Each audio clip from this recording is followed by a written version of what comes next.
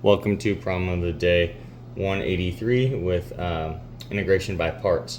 So here's the integration by parts formula is the integral of u dv equals uv minus integral v du.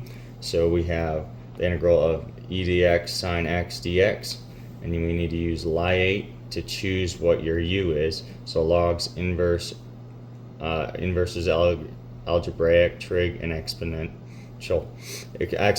So this is in order of what your u would be. So in our case, we would choose trig, right? So that sine function is our u. So from here, we reorder the equation. So integral of sine x e dx.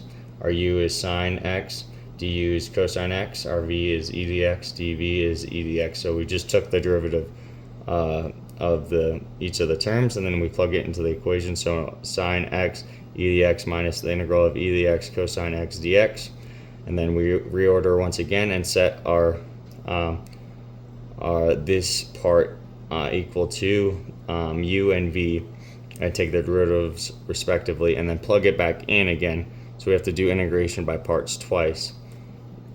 So u equals cosine x, du equals sine x dx, and then v equals e dx, and dv is e dx. So you can see that there. So then what we end up getting is sine x e dx minus cosine x e dx minus the integral of negative sine x e dx dx.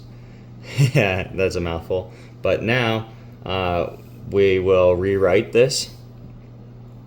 So we have the integral of sine x e dx dx equals sine x e dx minus cosine x e dx plus integral of sine x e dx dx, and then we can distribute the negative, and we end up getting this second term of this second integral negative, so we can add it to the other side. So then we have two of the same integrals, so it would be 2 times the integral of sine x e dx dx, and then this would just be together.